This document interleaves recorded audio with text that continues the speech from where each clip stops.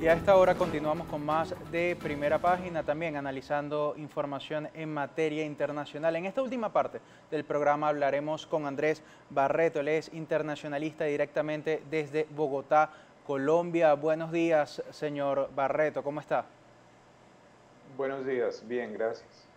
Feliz año, y llegó el año 2018 justamente, un año esperado en el vecino país, ya que es un año electoral. Quisiera empezar esta breve entrevista con usted diciendo que hay muchos precandidatos, pero pocos candidatos. ¿Cómo se plantea estas elecciones presidenciales en Colombia para este año? Bueno, muchas gracias y feliz año.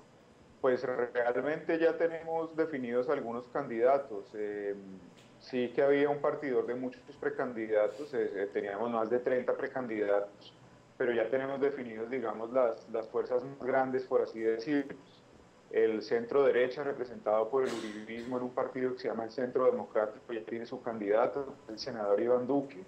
Tenemos por Coalición Colombia, que sería más o menos el centro izquierda, a Sergio Fajardo, y el liberalismo, pues que no se ha decantado por una figura, digamos que todo el mundo le está rehuyendo al logo del partido, se pensaría que era Humberto de la Calle, pero eso no está aún claro, y muchas otras fuerzas políticas que tienen allí en el partidor ciertamente precandidatos.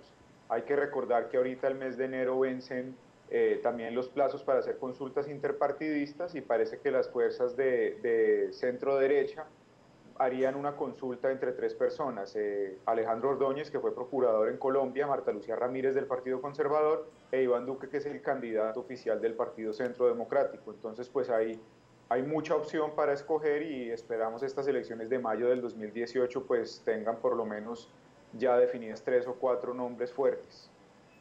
Sí, justamente este proceso también se desarrolla en medio de una particular situación. Vemos cómo ya se firmó el acuerdo de paz en Colombia, pero su implementación aún está en desarrollo. Decían analistas internacionales en relación a este tema que firmar es fácil, pero cumplir es difícil. ¿Cómo queda este escenario en medio del proceso electoral y también los diálogos con el Ejército de Liberación Nacional, entendiendo que también tiene un nuevo jefe negociador por parte del gobierno neogranadino que fue asignado hace poco tiempo?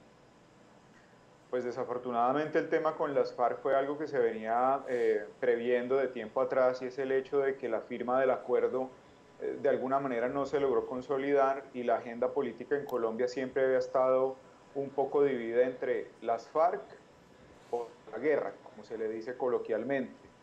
Y este acuerdo de paz con las FARC pues no se logró consolidar. Sería pues absurdo decir que en Colombia existe un tema de paz, más allá de que exista un acuerdo con las FARC. Y el problema, entre comillas, le queda al gobierno que viene, que es el que tendrá que implementar un posconflicto, como se le ha denominado, en donde pues la situación económica no es la mejor, tenemos disidencias de las FARC y es más que prematuro decir que se haya consolidado ese proceso. Así que la agenda de las FARC seguirá marcando la agenda de las próximas elecciones, desafortunadamente. Y como lo anotaban, pues con el ELN ha habido el desgaste natural que siempre hemos tenido con ese grupo, en el sentido de que es una guerrilla mucho más difícil de negociar, es mucho más pequeña, pero es mucho más dogmática. Y en este sentido, pues tenemos una fuerza que estaba prácticamente aniquilada desde el punto de vista militar hace 8 años y hoy cuenta con un potencial de 1.600 hombres en armas y 1.500 hombres de apoyo, en donde las negociaciones pues no han avanzado y en 8 meses que le quedan a este gobierno difícilmente avanzarán. Realmente lo que queda es una mesa de diálogo de transición porque pues se prevé que ningún compromiso ni ningún acuerdo se podrá llegar en tan corto tiempo que le queda a este gobierno.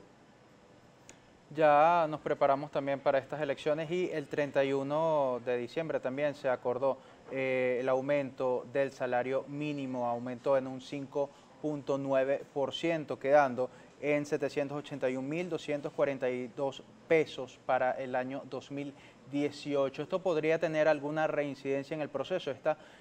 También vemos que dirigentes sociales y también varias poblaciones se pronunciaron a propósito de este aumento.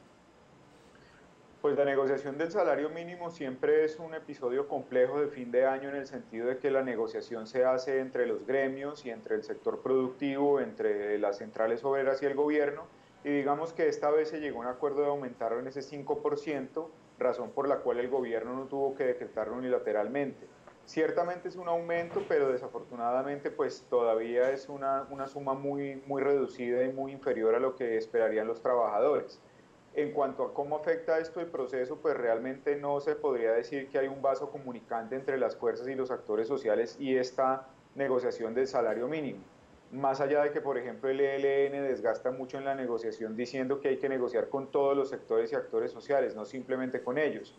Y aquí digamos que es una negociación en donde participan tres sectores: el gobierno, las centrales obreras y los sindicatos de trabajadores, y las asociaciones o gremios de industriales. Digamos que lo que hay que rescatar allí es que es la primera vez que se llega a un acuerdo y que no tiene que ser decretado unilateralmente. Para estos comicios, ¿cómo queda el expresidente Álvaro Uribe Vélez? ¿Qué papel podría jugar en medio de la situación que se vive en Colombia? Queda muy fuerte. El presidente Uribe tiene o lidera el principal partido de oposición hoy en el Congreso. Tiene 20 senadores y algo más de 19 representantes a la Cámara. Y al haberse fragmentado el partido que se conocía como el Partido de la U, tiene la bancada parlamentaria más grande hoy día. Y está fuerte en el sentido de que su candidato recientemente nominado ya puntea en las encuestas siempre entre el segundo y el tercer lugar. Así que podríamos decir que se avisora que es la principal fuerza política de oposición y un importante contendor de cara a las elecciones del 27 de mayo. Muchísimas gracias, señor Andrés Barreto. Él es internacionalista y analista internacional desde Bogotá, Colombia, analizando el tema de las elecciones presidenciales que se espera que se realicen este año. Nosotros ya con esta información ponemos punto final a nuestro recorrido por el mundo, pero seguimos con más información en